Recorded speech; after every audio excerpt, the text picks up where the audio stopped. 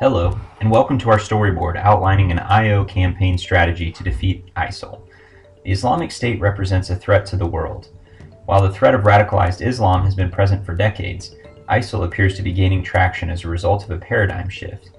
ISIL presents itself as a rare cross between radical ideology and nation building.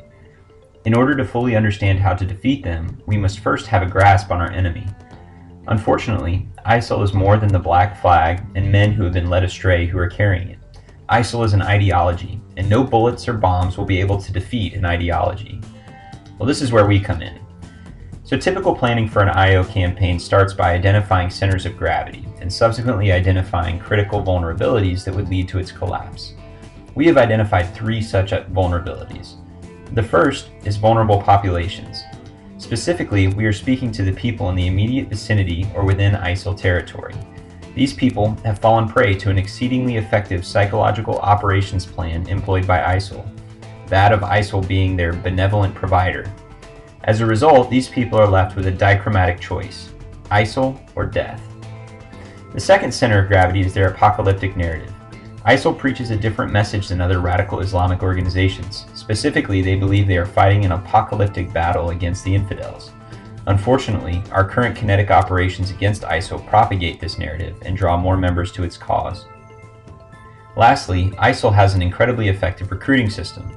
Their message centers on giving purpose to the purposeless and filling their ranks with impressionable young people. So now that the centers of gravity are identified, execution of a course of action that would exploit their vulnerabilities should be easy, right? Well, not really. Approaching this problem from the usual convention might suggest giving food and care to the affected people, or developing a campaign that shows ISIL are liars. Perhaps it would try to intervene on young people being swayed by influential leaders. And while these methods would not be wrong, they miss a bigger issue, that of the innate human needs of all mankind. In evaluating the best way to approach solving the problem, we turn to Dr. Maslow. In his original paper on the hierarchy of human needs, he proposed humans have certain needs that could not be bypassed to become highly functioning members of society. As an example, it would be unrealistic to expect a person who has nothing to eat, unreliable water sources, fearing for their life, to function at a high level, fostering community support and resistance to the ISIL ideology.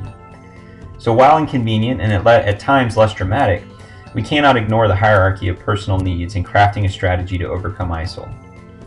Psychological operations take many forms, and the majority of our IO campaign focuses on changes in the psyche of the target population, specifically taking the stories of bravery and heroism that already exist and highlighting them.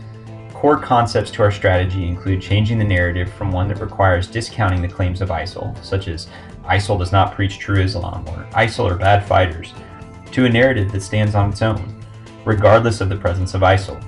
It will need to be a narrative fundamentally based on truth. The second core aspect of our strategy is that the narrative needs to originate from within. Western influence in the formation of the narrative will be viewed as a fulfillment of the apocalyptic narrative and undermine the strategy. The affected people need to create their own heroes and heroines.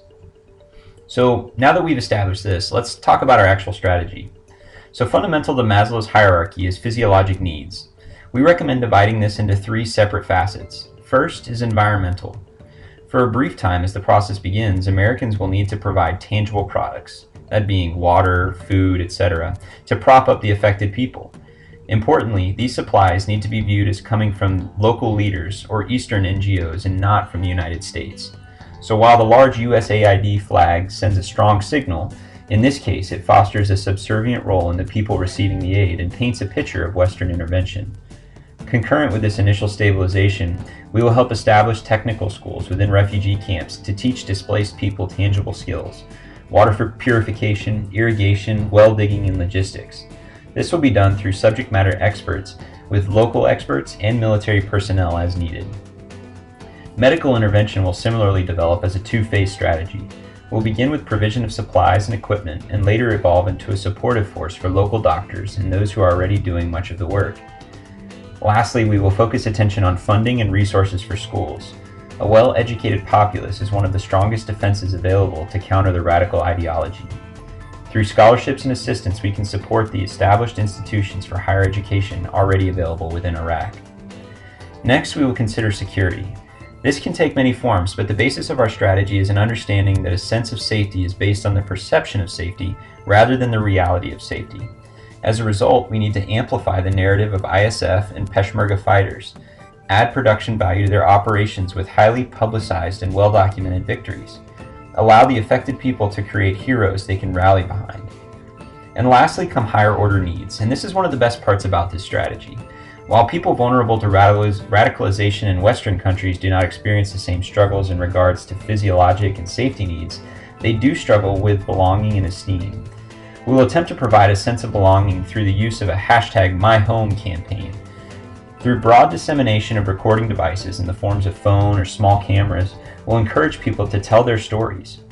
We know through psychologic research that shared struggles unite people, and unity develops community that is deeper than friendship. It develops community that values the good of the community over one's self-interests. Through minimizing the use of the term refugee and labeling people based on their home, we hope to remove the stigma and loss of identity that follows leaving your home. Unfortunately, we as American policymakers cannot have things both ways. Unfortunately, the entirety of this narrative becomes undermined if the perception is that Americans continue to drop bombs and that this is a war of Western aggression. We must rethink our kinetic approach should this IO campaign be utilized. To finish, let's create an example of a #MyHome narrative that can be used. This is Raim. She's a mother of 3 boys and was forced from her home after her husband was killed by ISIL fighters.